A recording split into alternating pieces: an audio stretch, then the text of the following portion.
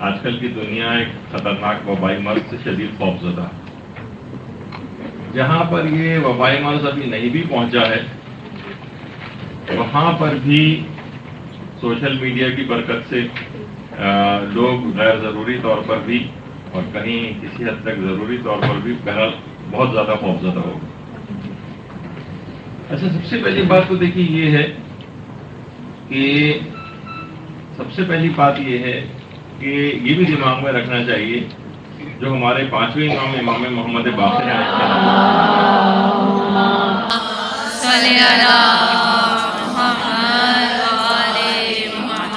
جب کوئی گناہ کسی قوم میں پایا جائے اور وہ اس گناہ کو علن اعلان کرنے لگے، سارے عام انجام دینے لگے، تو وہ طاعون یا کسی ایسی بیماری میں مبتلا ہو جاتے ہیں جس کی ان کے گزشتگان میں مثال بھی نہیں ملتی. تو بہت ساری چیزیں دیکھیے اس قسم کی ہیں کہ جو پہلے نہیں تھیں، اور یہی وجہ ہے کہ ہمارے آٹھویں امام امام علی رضا علیہ السلام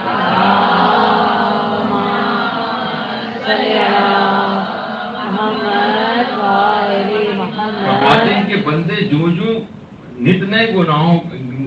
گناہ انجام دیتے رہیں گے یا گناہوں کو نت نئے طریقوں سے انجام دیتے رہیں گے تو خداوند عالم بھی ان کو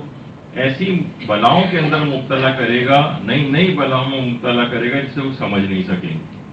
تو یہ ہم لوگوں کے ساتھ ایک ہے چیزیں کہ بہت ساری چیزیں ایسی ہیں، بہت سے گناہ ایسے ہیں، بہت سارے حرام کام اس قسم کے ہیں کہ جو انجام دیے جاتے ہیں جس کی بنا پر بھی یہ وبائی امراض وغیرہ جو ہے وہ معاشرے کے اندر نظر آتے ہیں. اچھا، اب دیکھیے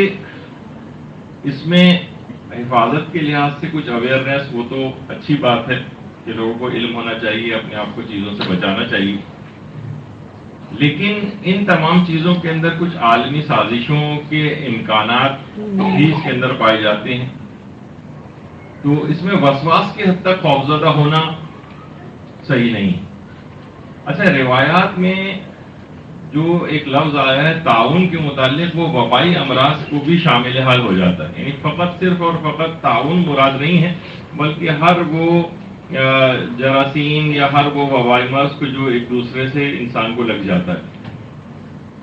تو بہرحال آپ دیکھیے کہ بہت سی چیزیں یہی چیزیں کہلاتی ہیں پروپیگنڈے کی طاقت جسے کہا جاتا ہے. نیگلیریا جو ایک جراثیم تھا اور تھوڑے دن پہلے بھی آیا تھا، تو لوگوں نے وضو میں ناک میں پانی ڈالنا تک ترک کر دیا کہ یہ پانی سے جو ہے وہ ناک کے اندر جائے گا اور پھر دماغ میں چلا جائے گا، اور برین ایٹنگ جو ایک جراثیم جسے کہا جاتا ہے، تو اس سے لوگ کس حد تک جو ہے وہ خوفزدہ ہو گئے تھے. تو لیکن جو واقعتاً حقیقی پھیلے ہوئے جو امراض ہیں، مثلا کہا جاتا ہے کہ جناب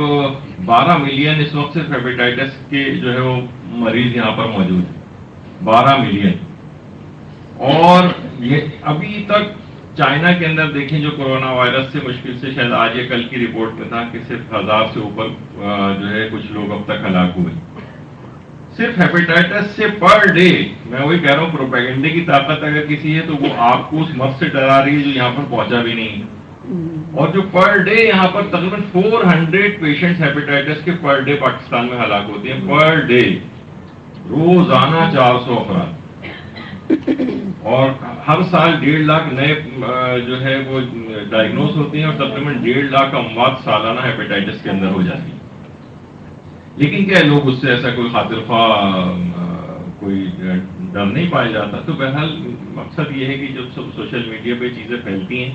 تو اس میں وسواس کی حد تک جو ہے وہ انسان چلا جاتا ہے. ابھی میں ایک حدیث پہ آ رہا ہوں جو آج کل پھیل رہی ہے. اچھا، آپ دیکھیے اسی لحاظ سے اگر ہم دیکھیں تو جو چائنا ہے اس کی آبادی تقریباً 1.5 ارب کے قریب ہو گئی، اور وہاں اتنے زیادہ اس کے متعلق خوف پایا جاتا ہے، حالانکہ ابھی اتنی ہلاکتیں اس لیول کے اوپر وہاں پر نہیں ہوئی، لیکن بہرحال ایک خوف تو آ گیا ہے. اور بہرحال لوگ یہاں پر پاکستان میں تو خیر مذاق بھی اڑاتے ہیں ان چیزوں کا، اور کہتے ہیں اس قوم کو کورونا وائرس سے آپ لوگ ڈرا رہے ہیں جو گٹر کی نالی سے بال نکال کے دیوار پہ مار کے اس کو جو ہے صاف کرتی ہے، اس کو اس سے ڈرنے کی کیا ضرورت ہے. خیر، تو یہ اس قسم کی بات ہے. تو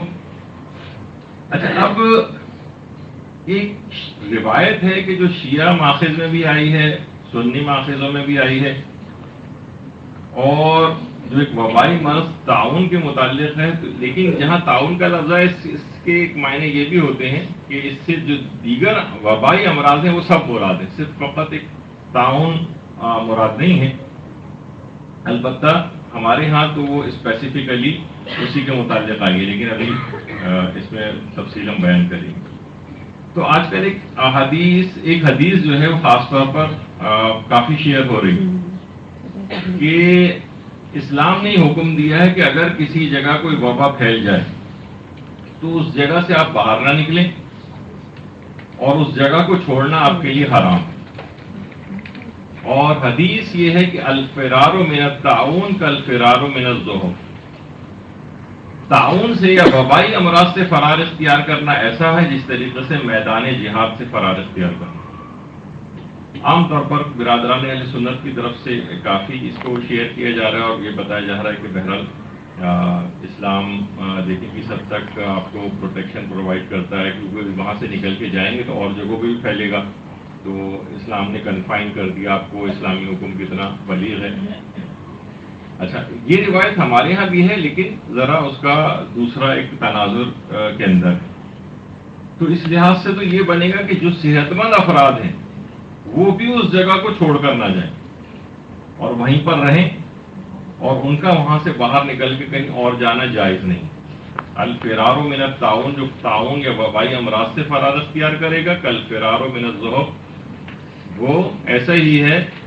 کہ جس طریقے سے میدان جہاد سے کوئی فرار اختیار کرے۔ میدان جہاد سے فرار اختیار کرنا گناہ کبیرہ میں سے قرار دیا گیا۔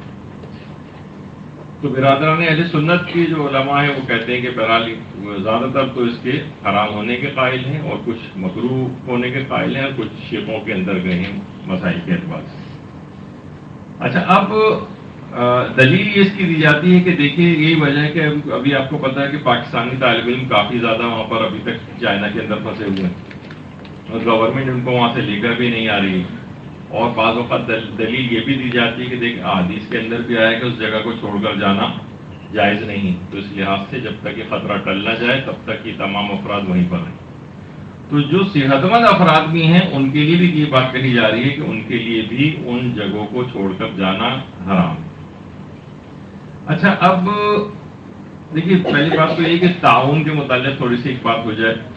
کہ 14ویں صدی کے اندر تقریباً عیسوی میں یہ آؤٹ بریک اس کا بہت زیادہ ہوا تھا، کہا جاتا ہے کہ چوہوں سے جو ہے یہ بیماری پھیلتی تھی، لیکن بہرحال یعنی وبائی امراض کے معنوں کے اندر ہے، اور تقریباً 5 کروڑ کے قریب افراد تو اس کے اندر اس زمانے کے اندر ہلاک ہوئے ہیں۔ بلیک ڈیتھ جس کو کہا جاتا ہے اس زمانے میں، یہ اس نام سے تاریخ کے اندر ہے بلیک ڈیتھ۔ تو 5 کروڑ افراد اس زمانے میں اس بیماری سے ہلاک ہوئے تھے،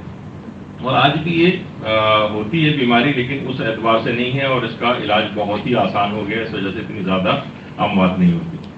اچھا، یہ وبائی امراض سے جو ہلاکتیں وغیرہ ہوتی ہیں اور امکانات آگے چل کر بھی اس انداز سے رہیں گے، یہی وجہ ہے کہ آپ اگر امام زمانہ علیہ الصلوۃ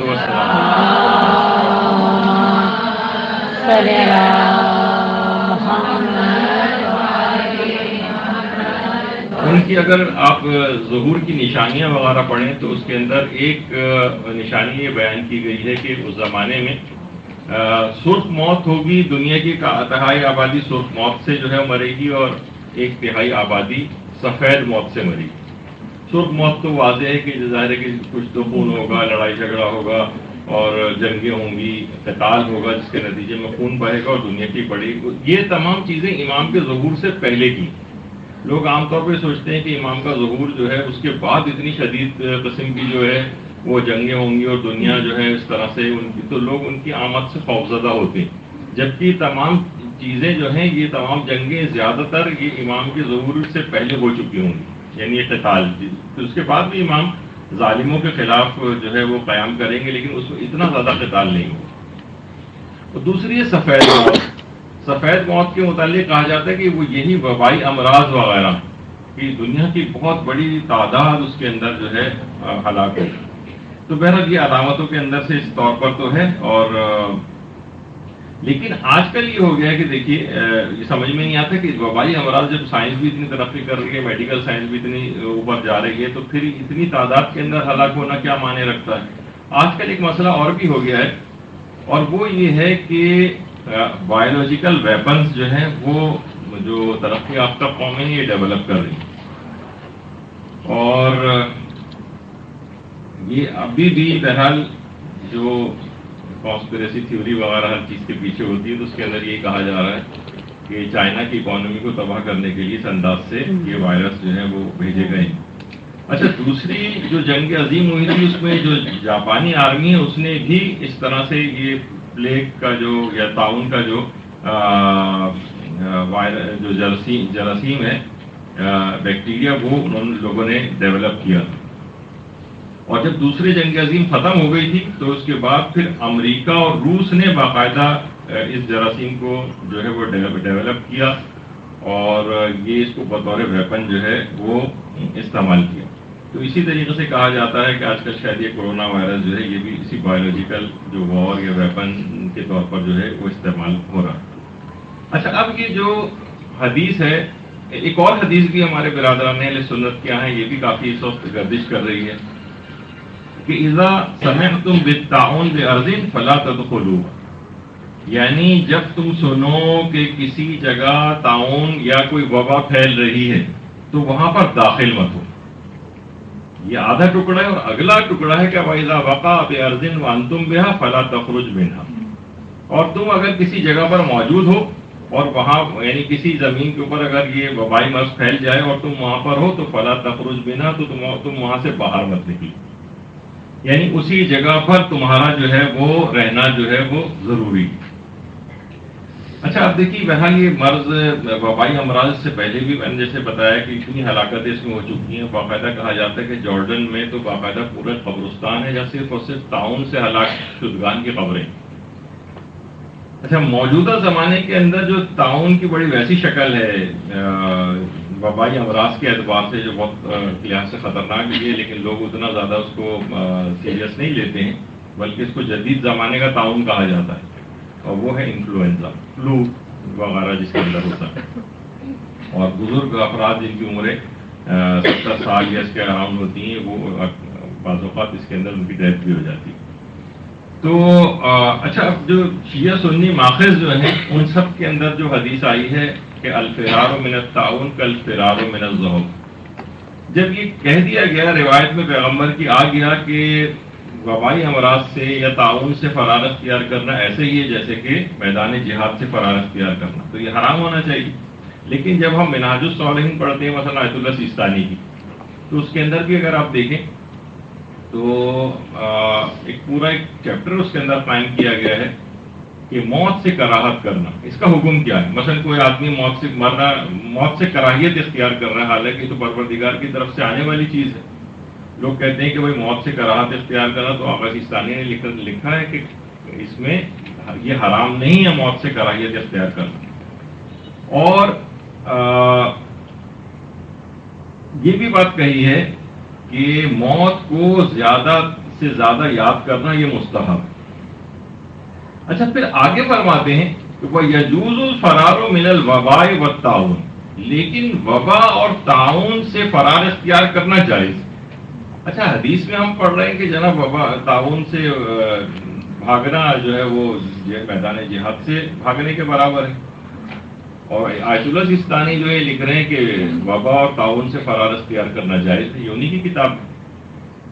پھر آگے بھی فرماتے ہیں کیونکہ بعض روایات کے اندر یہ بات آئی ہے کہ الفرار من الطاعون کالفرار من الجہاد، طاعون سے فرار اختیار کرنا ایسے ہی جیسے جہاد سے فرار اختیار کرنا، اور اس کے بعد اس کا ایک خاص، ابھی جو ایک حدیث بھی میں بیان کروں گا آگے چل کر آئے گی، کہ خاص موقعوں کے لیے والی حدیث آئی، اور ایک حدیث اور بھی آئی ہے جو اہل مسجد کے یہاں اگر طاعون واقع ہو جائے اس کا بھی ایک الگ خاص حکم۔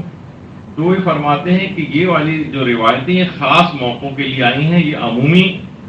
عمومی طور پر ان کا حکم موجود نہیں، تو حدیث کے اعتبار سے۔ اچھا، اب دیکھیے یہ حکم ہمیشہ کے لیے نہیں، یہ تو ابھی آگے چل کر آپ دیکھیں گے کہ کس موقع کے لیے کہی گئی تھی یہ والی حدیث، یہ بھی آگے چل کر بات آتی ہے، کیونکہ عقلاً جس جگہ بھی وبا پھیل جائے اور انسان اپنے آپ کو بچا سکتا ہو تو عقلاً یہ واجب ہے کہ اپنے آپ کو بچائے. مثلا کسی جگہ وبا پھیلی ہوئی اور ابھی تک ایک آدمی انفیکٹ نہیں ہوا تو وہ اپنے آپ کو کسی اگر محفوظ جگہ پہ لے جائے,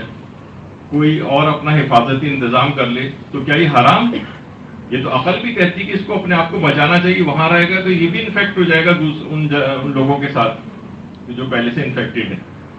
تو عقل بھی یہ کہتی ہے کہ انسان, اب یہ چیزیں کیونکہ سوشل میڈیا پہ بہت زیادہ وائرل ہو رہی ہیں تو ہمیں اپنا جو ہے نقطہ نگاہ وہ بھی سلسلے میں جو ہے دینا ضروری ہے. شیعت کا جو نظریہ ہے جو ہمارے مراجع نے جو بیان کیا. اچھا, اب کیا اسلام یہ کہنا چاہتا ہے کہ تم وبائی مرض کہیں پھیل جائے تو تم وہیں پر رہو اور وہیں پہ تم اپنی جان دے دو اور وہاں سے فرار اختیار نہ کرو؟ تو یہ مفہوم نہیں. اپنا حفاظتی انتظام تو دیکھیے اسلام اس کا قائل ہے. جس طرح کہا جاتا ہے کہ کوارنٹین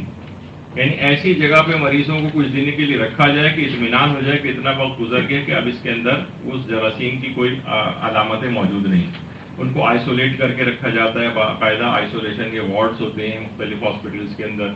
اور کوارنٹین یعنی اس کا بالکل افراد سے کہ کسی جگہ دوسرے افراد کو شخص جو ہے اس بیماری کو پھیلا نہ سکے. تو یہ تمام چیزیں ہوتی ہیں. تو اس جگہ پہ عام افراد کو جانے کی بھی اجازت نہیں ہوتی, نہ ان کو وہاں سے نکلنے کی اجازت ہوتی. تو لیکن یہ نہیں کہ وہ اسی وبا والی جگہ پہ رہے. مثلا اگر وہ پاکستانی طالب علم یہاں آتے ہیں تو ان کو کوارنٹین میں رکھیں, یعنی وہاں اس جگہ سے نکال کر, اور جب اطمینان ہو جائے تو پھر ان کو چھوڑا جا سکتا ہے. لیکن یہ کہ وہ اسی جگہ پر رہیں وبا والی جگہ پر, وہاں سے نکلنا ان کے لیے حرام ہو, اور اس کے علاوہ اگر وہ کسی وہاں سے نکل کے جائیں تو ایسے ہی جیسے میدان جہاد سے فرار اختیار کرنے کا ان کو گناہ ملے گا, تو ایسا مسئلہ نہیں. تو یہ تمام چیزیں اس قسم کی ہیں کہ ان کو جتنی حفاظتی انتظامات کر سکتے ہوں اتنا تو حفاظتی انتظام کر کے رکھنا چاہیے. اچھا, پھر دیکھیے یہ بھی کہا جاتا ہے خواتین اگر کچھ مستحب چیزوں کے اوپر عمل کرتی ہیں, مثلا نقاب لگاتی ہیں, اور تو تقریباً پورا وہ ہر قسم کے جراثیم سے بچنے کا بدرجہ اولا ان کے لیے اللہ نے بھی اس لحاظ سے انتظام کیا کہ مستحب حکم ہے. اگر پورا کریں تو آج جو پوری دنیا ماسک لگا کے گھوم رہی ہے کچھ ہے, تو خواتین پردے کے اس مستحب حکم کی اگر پاسداری کرتی ہیں تو بہت ساری چیزوں سے اپنے آپ کو محفوظ رکھ سکتی ہیں, جس کے اندر جراثیم وغیرہ بھی شامل ہوتے ہیں. اچھا, اب وہ جو حدیث ہے جس کے اندر ہمارے پاس جو حدیث آئی ہے وہ تھوڑا سا تفصیل کے ساتھ بھی بیان ہوئی ہے, اور وہ پھر مکمل حدیث آپ کے سامنے ہونی چاہیے جو معنی الاخبار میں شیخ صدوق نے بھی نقل کی کہ ہمارے ساتویں امام موسیٰ کاظم علیہ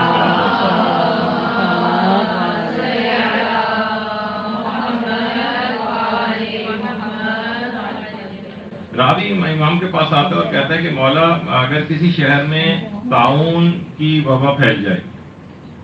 یا اسی طریقے سے ہم اپنے الفاظ میں کہیں کہ جس طرح وبائی امراض ہوتے ہیں جیسے یہ کورونا وائرس مثلاً اگر آ گیا, اگر کسی شہر میں طاعون کی وبا پھیل جائے تو کیا وہاں سے فرار اختیار کرنا جائز ہے؟ تو اس نے ابھی شہر کا پوچھا. اچھا, امام نے کہا جائز. اس نے کہا کہ مولا اگر کسی قریے یا محلے کے اندر یہ وبا پھیل جائے تو کیا وہاں سے فرار اختیار کرنا جائز ہے؟ امام نے کہا جائز. پھر اس نے کہا کہ اچھا اگر کسی کے گھر میں یہ وبا پھیل جائے تو کیا وہ وہاں سے جا سکتا ہے کسی دوسری جگہ؟ کہا کیا یہ بھی جائز ہے. تو راوی حیران رہ گئے, کہنے لگا کہ مولا پھر وہ جو پیغمبر اسلام کی حدیث کا کیا ہوگا, الفرار من الطاعون کا الفرار من الذھب, کہ میدان جہاد سے فرار اختیار کرنے کے متعلق. تو پھر امام نے یہ چیز فرمائی. پہلے ہاں ایک چیز اور بتا دوں کہ ہمارے دیکھیے راوی نے بھی اس تقریباً جو ہمارے یہاں میڈیکل کی جو ٹرمینالوجی ہوتی ہے, ایک تو ہوتی ہے ایپیڈیمک کی جو ایک دم سے جو وبا پھیلتی ہے. ہمارے یہاں میڈیکل سائنس میں ایپیڈیمک, اینڈیمک اور پینڈیمک جو ہے چیزیں کہلاتی ہیں. ایپیڈیمک یعنی کسی علاقے کے اندر مثلا خدا نخواستہ چولی میں کوئی وبا پھیل جائے یا کسی اس طرح سے, تو ایپیڈیمک ہوگی. اور پھر یہ کہ اگر وہ کئی شہروں یا ملکوں کے اندر پھیل جائے تو اسے پینڈیمک کہا جاتا ہے. یہ کیونکہ اب تو اخباروں میں سب چیزیں آنے لگی, آپ پڑھ رہی ہیں, اس وجہ سے میں نے کہا کہ اس کے معنی بھی آپ کو بتا دوں. بہت پینڈیمک یہ تقریباً پوری دنیا کئی شہر یا کئی ملک اس کے اندر انوالو ہو جائیں. لیکن ایپیڈیمک وہ ہوتی ہے کہ جو کسی مخصوص علاقے یا صرف ایک شہر یا کسی خاص قریے وغیرہ کے اندر ہو. تو اس نے یہی پوچھا، پہلے کہا کہ پورے شہر میں اگر وبا پھیل جائے تو کیا کہیں اور جا سکتے ہیں؟ امام نے کہا جا سکتے. اس نے کہا کسی قریے میں پھیل جائے، محلے میں، کیا اس کی چھوڑ کے کہیں اور جا سکتے ہیں؟ کہا جا سکتے ہیں. کہا گھر میں پھیل جائے، یعنی پورے محلے میں نہ ہو، صرف گھر میں ہو تو جا سکتے ہیں؟ کہا جا سکتے ہیں. کہا پھر اس حدیث کا کیا ہوگا؟ تو کل فرارو من الطاعون کل فرارو من الذئب. تو پھر وہ جو پوری روایت ہے اس کا بہرحال خلاصہ یہ ہے کہ امام نے فرمایا کہ حدیث پیغمبر نے خاص موقع پر ارشاد فرمائی تھی کہ جب مسلمان ملک کی سرحدوں میں طاعون پھیل گیا تھا اور اس وقت مسلمان حالت جنگ میں تھے، یعنی اس وقت مسلمانوں کی کفار کے ساتھ جنگ ہو رہی تھی اور اس وقت مسلمان سرحدوں کے اندر یہ طاعون پھیل گیا تھا. تو مسلمان اس جنگ کو چھوڑ کر فرار ہونے لگے تھے کیونکہ یہاں پر طاعون پھیل گیا ہے، تو اس سے مسلمان وہ جنگ ہار جاتے. تو پیغمبر نے کہا کہ اس وقت تم ان لوگوں کا یہاں سے اس کو جگہ کو چھوڑ کر جانا جائز نہیں.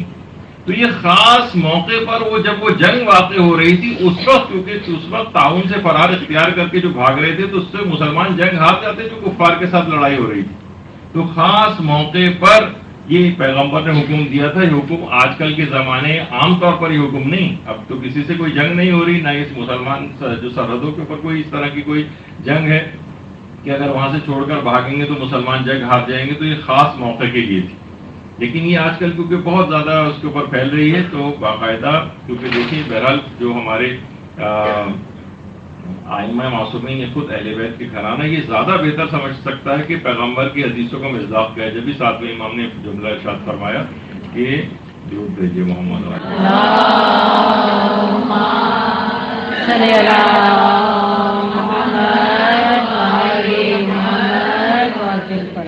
تو دیکھیں ان سب چیزوں کا ایک خاص موقع تھا، سیاق و سباق تھا. یہی وجہ ہے کہ آیت اللہ سیستانی باقاعدہ اس بات کو بہت لازم قرار دیتے ہیں کسی بھی فقیہ کے لیے کہ وہ ان احادیث کے اس زمانے کی تاریخ سے بھی واقف ہو. یعنی حدیث کس زمانے میں کس خاص موقع کے لیے کہی گئی. مثلا ایک ہے جو کہا جاتا ہے کہ جنگ خیبر جب ہو رہی تھی، اور یہ والی حدیث صحیح بخاری کے اندر بھی کہ جب جنگ خیبر ہو رہی تھی تو پیغمبر نے اس وقت یہ خیبر کا قلعہ، اس وقت پیغمبر اسلام نے باقاعدہ یہ حکم جاری کیا تھا کہ گدھے کا گوشت کھانا حرام. یہ ہمارے برادران سنت کی کتابوں کے اندر بھی. تو آیت اللہ سیستانی فرماتے ہیں کہ دیکھیے اس بات کو جاننا بہت ضروری کہ وہ حکم عام ہے، یعنی ہر زمانے کے لیے اس کو حرام قرار دے دیا تھا، یا یہ کہ کچھ خاص موقعوں کے لیے حرام قرار دیا. مثلا آپ کو پتہ ہے نا، ویسے ضمن ذکر کر دیا جائے کہ گدھا اور گھوڑا یہ حرام گوشت جانور نہیں. البتہ یہ نہیں کہ وہ آپ کو فوراً دماغ میں کوئی خاص شہر آنے لگا ہوگا کہ یہاں پہ گدھے کا گوشت وغیرہ کھائے جانے لگا تھا، لیکن اس سے قطع نظر گدھے کا گوشت یعنی شدید مکروہ ضرور. گدھے کا گوشت شدید مکروہ ہے کھانا، حرام تو بہرحال نہیں ہے. تو کہا کہ اصلاً یہ جو پیغمبر نے گدھے کا گوشت کھانا حرام قرار دیا تھا اس وقت جنگ خیبر واقع ہو رہی تھی اور مسلمانوں کے پاس اسلحے کی ترسیل کا واحد ذریعہ یہ گدھے اور خچر وغیرہ کے جن کے اوپر اسلحہ رکھ کے اور اسلحہ ترسیل کیا جاتا تھا مجاہدین تک. اگر اس وقت اچھے زمانے میں آپ کو پتہ ہے کہ بھوک افلاس اور یہ سب چیزیں بہت ہوتی تھی، اور اگر مسلمانوں کو ظاہر بھوک لگ رہی ہے کچھ ہے تو بہرحال ایسے موقع پر کوئی اور چیز اگر اویلیبل نہ ہو تو کوئی اور حلال جانور چاہے وہ شدید مکروہ کیوں نہ ہو، اگر مسلمان اس کو ذبح کر کے کھا لیتے تو مسلمان وہ جنگ ہار سکتے تھے. تو اس خاص موقع کے لیے انتظامی حکم دیا گیا تھا کہ تمہارے لیے گدھے کا گوشت کھانا حرام. یہ حکم ہمیشہ کے لیے مطلق نہیں ہو گیا تھا. اس طریقے سے ابھی ہم نے کہا کہ وبائی امراض جو اس انداز سے پھیلنے کے متعلق جو روایت آئی کہ اس جگہ سے فرار اختیار کرنا، ایسی جیسے جہاد سے فرار اختیار کرنا، یہ خاص اس موقع کے لیے جب وہ جنگ واقع ہو رہی اور اس وقت مسلمان اگر اس وبائی امراض سے ڈر کر بھاگ جاتے تو مسلمان وہ جنگ ہار جاتے. اسی طریقے سے یہاں پر بھی خیبر کے موقع پر بھی گدھے کی گوشت کی حرمت کا جو حکم آیا تھا وہ خاص موقع کے لیے تھا. یہی وجہ ہے کہ آیت اللہ سیستانی اسی وجہ سے اس بات کی اہمیت کے بہت قائل ہیں کہ فقیہ کو چاہیے کہ وہ ان تمام چیزوں کو اچھی طریقے سے دیکھے اور تاریخ کے اندر بھی جائے کہ کون سی حدیث کس خاص موقع کے لیے ارشاد فرمائی ہے، یہ اس کا حکم عام ہے۔ یعنی گدھے کی جو حرمت کا حکم ہے یہ عارضی تھا، یہ دائمی نہیں تھا، اور جب وہ جنگ ختم ہو گئی تو گدھے کی حلیت کا حکم وہی پرانا والا حکم واپس آ گیا، کیونکہ وہ ایک انتظامی حکم دیا گیا تھا۔ دیکھیے بعض اوقات یہ ہوتا ہے نا کہ ایمرجنسی اسٹیٹ کوئی ہوتی ہے اور ایسی حالت ملک کے اندر ہو جائے، جیسے ملک میں ایمرجنسی نافذ اگر ہو جاتی ہے، جیسے آپ کو پتہ ہے کہ ہمارے حکمران کے دور میں کچھ ہی عرصے پہلے جن پہ ابھی مقدمہ بھی چلا ہے، ایمرجنسی انہوں نے نافذ کی تھی، تو اس پہ تو اس ایمرجنسی جب نافذ ہو جاتی ہے تو آئین معطل ہو جاتا ہے اور بنیادی حقوق بھی بہت سارے معطل ہو جاتے ہیں،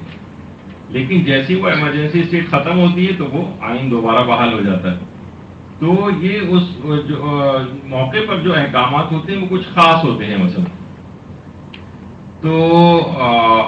ایک دوسری حدیث جو شیخ حر عاملی نے بھی لکھی ہے کہ اگر طاعون کسی اہل مسجد کے ہاں پھیل جائے، یعنی کوئی بھی وبائی مرض کسی خاص مسجد میں آنے والوں میں، تو فلیس لہم ان یفروا منہ الی غیرہ، ان کے لیے کسی اور دوسری مسجد میں جانا، وہاں سے فرار اختیار کر کے ان کو نہیں جانا چاہیے۔ تو یہاں پر بھی اور ہمارے علماء نے یہ بات کہی ہے کہ اس سے مراد جو ہے وہ کراہیت کا حکم ہے۔ تو بہرحال اگر یہ روایت صحیح بھی ہو بالفرض صحت تو اس کو مکروہ ہونے کے اوپر عمل کیا جائے گا، نہ کہ حرام ہونے پر، اور اس کا تعلق فقط مسجد سے ہے، اور کیونکہ اس میں روایت کے اندر صرف مسجد آیا ہے تو کسی اور جگہ کے لیے یہ حکم نہیں۔ تو اب مقصد یہ ہوا کہ اس کے یہ معنی نہیں کہ آپ وہیں پر بیٹھے رہیں اور اپنی جان دے دیں،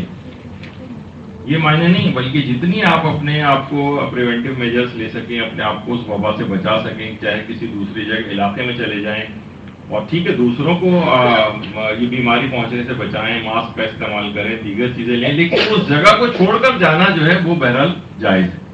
وہاں سے فرار اختیار کرنا یہ بھی جائز ہے۔ اور دیکھیے ایک اور بھی بات ہے کہ اس کے اندر ایک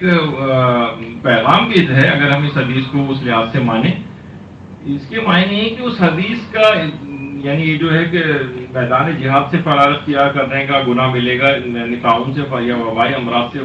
فرار اختیار کرنا ایسے ہی جیسے جہاد سے فرار اختیار کرنا۔ اس کے معنی یہ کہ تم اس طرح سے اس کا دیکھیے یہ بہت بڑا ایک حکم ہے، کیونکہ گناہ کبیرہ میں سے اس کو قرار دیا گیا میدان جہاد سے فرار اختیار کرنے، اور قرآن نے بھی باقاعدہ یہ بات کہی ہے کہ یا ایھا الذین آمنوا اذا لقیتم الذین کفروا زحفا فلا تولوہم الادبار،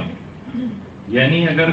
جب تم صاحبان ایمان جب تمہارا کافروں سے جنگ ہو جائے، ان سے تمہارا مقابلہ ہو تو خبردار ان کو پیٹ نہ دکھانا۔ تو قرآن نے اس حکم کے مطابق یعنی میدان جہاد سے فرار اختیار کرنا تو حرام، تو اس کے معنی یہ ہوئے کہ اگر ہم اس وبائی مرض سے بچ کر کہیں دوسری جگہ پہ بھاگیں گے تو ہمیں اتنا بڑا گناہ ملے گا کہ ہم صریحاً قرآن کے حکم کی خلاف ورزی کریں، لیکن یہ ایسا نہیں ہے، اس حدیث کا وہ مفہوم نہیں ہے جیسے کہ آپ کے سامنے ابھی بیان ہوا۔ تو اس کے معنی یہ ہیں کہ اس سے اس طریقے سے آپ یعنی مقابلہ کریں، اس طریقے سے جہاد میں دشمن سے مقابلہ کیا جاتا ہے، اتنے استقامت کے ساتھ اس بیماری کا مقابلہ کرو، یعنی اس حدیث کا مفہوم یہ، یعنی اس سے بھاگو نہیں، اس سے مقابلہ کرو،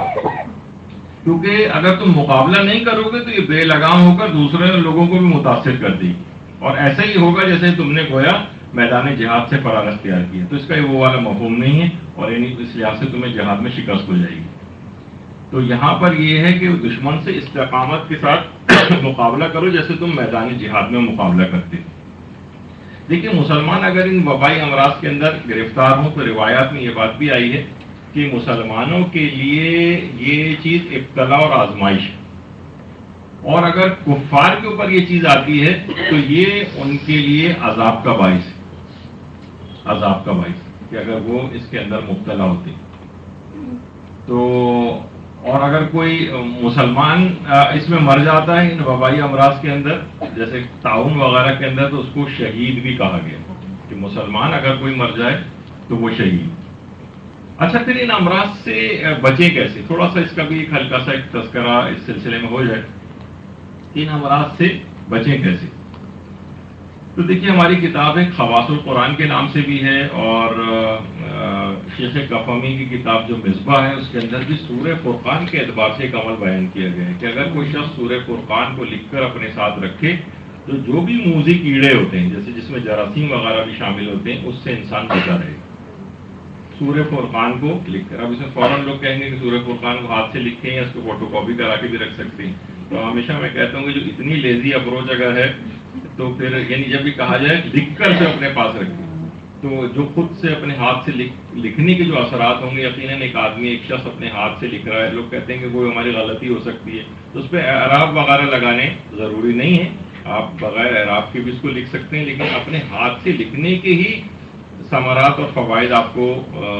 زیادہ بہتر طور پر مل سکتے ہیں بنسبت ہے کہ لیزی اپروچ سستی کاہلی کے اندر وہ فوٹو کاپی کرا کے اپنے پاس رکھ لی جائے، اس کے بھی یقیناً بہتر اثرات ہوں گے، لیکن بہرحال یہ کہ جو زیادہ بہتر اور اوتھینٹک اور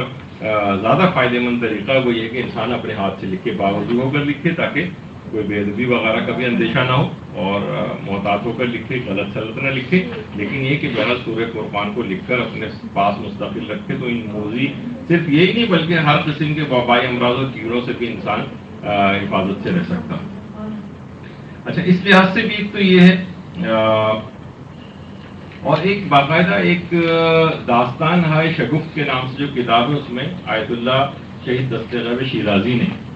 باقاعدہ ایک خطرناک وبائی امراض سے بچنے کے لحاظ سے ایک واقعہ بھی لکھا ہے جو اگرچہ ہے تو تعاون سے متعلق، لیکن میں نے جیسے ابھی اس سے پہلے آپ سے کہا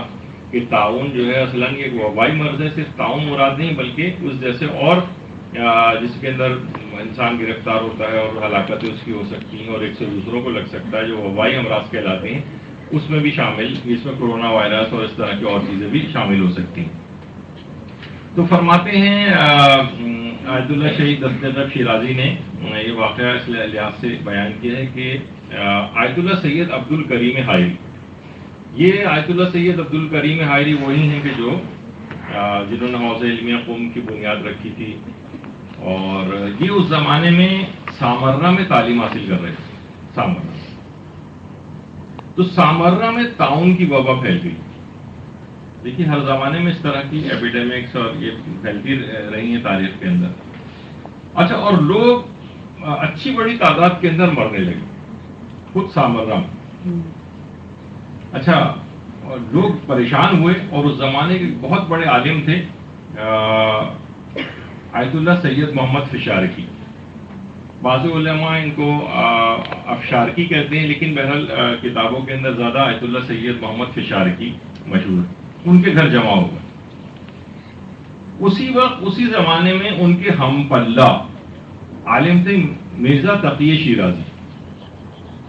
مرزا تقی شیرازی پہلے تو ابتدائی طور پر سامرہ میں تھے، پھر یہ وہاں سے کاظمین منتقل ہو گئے تھے، کاظمین کے بعد یہ پھر کربلا چلے گئے تھے، اور کربلا کے بعد مستقل سکونت نجف میں اختیار کر لی تھی، اور اس کے بعد آیت اللہ سید محمد کاظم یزدی کا جب انتقال ہو گیا تھا تو یہ اس زمانے میں بہت بڑے لیول کے اوپر علم میں آ چکے تھے، تو اس کے بعد مرجعیت ان کے پاس آئی،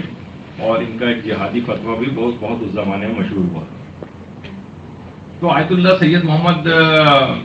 یہ آیت اللہ مرزا تقی شیرازی ان کے گھر آئے آیت اللہ فشارقی، اور لوگ سب وہاں پہ موجود تھے، سب لوگ بہت زیادہ پریشان تھے کہ اب کیا کریں۔ تو آیت اللہ مرزا تقی شیرازی نے کہا کہ اگر میں تم کو ایک چیز کا حکم دوں تو کیا تم لوگ اس کو انجام دو گے؟ تو تمام مومنین نے کہا کہ ہاں ہم لوگ انجام دیں گے، اگر ہمیں اس بیماری سے اگر آپ بچا لیں، بہت بڑی تعداد کے اندر لوگوں کی اس لحاظ سے ہلاکتیں ہو رہی ہیں۔ تو کہا کہ پھر میں تم سے کہتا ہوں کہ تمام مومنین مسلسل 10 روز تک زیارت عاشورہ کی تلاوت کریں، مسلسل 10 روز تک، اور اس کا ثواب ہمارے امام زمانہ کی والدہ گرامی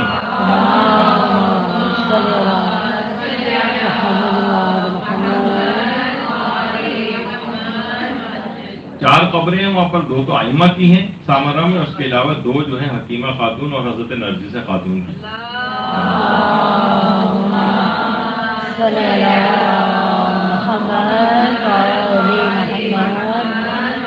10 روز تک مومنین نے کرنا شروع کیا۔ جیسے 10واں روز ختم ہوا، اچانک سے مومنین کے اندر جو اموات ہو رہی تھیں تعاون کی وہ بالکل رک گئی. اچھا لوگ جو ہے زمانے میں ظاہر سامرہ میں آج بھی جو اطراف کا علاقہ ہے وہاں پر غیر شیعہ افراد کی بھی کافی تعداد اس زمانے میں بھی تھی. تو لوگ بڑے پریشان ہوئے جو غیر شیعہ افراد تھے کہ ہمارے ہاں تو ہلاکتیں رک نہیں رہی لیکن ان کے یہاں بالکل ہلاکتیں رک گئی. تو ان لوگوں نے آ کر پوچھا تو انہوں نے کہا کہ ہمارے جو مرجع ہیں مرزا تقی شیرازی انہوں نے ایک عمل بتایا کہ زیارت عاشورہ کو پڑھنے کے بعد اگر ہم اس کا ثواب امام مہدی علیہ السلام کی والدہ حضرت نرجس سے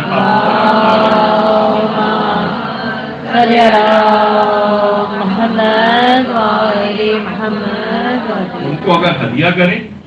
تو اس سے ہلاکتیں رک جائیں گی. اور ہم نے دیکھا کہ ہلاکتیں رک گئیں. اور اس کے بعد کتابوں میں ملتا ہے کہ پھر غیر شیعہ افراد نے بھی جب یہ عمل کر کے اور امام زمانہ کی والدہ کو ہدیہ کرنا شروع کیا تو ان کے ہاں بھی ہلاکتیں ہونا ختم ہو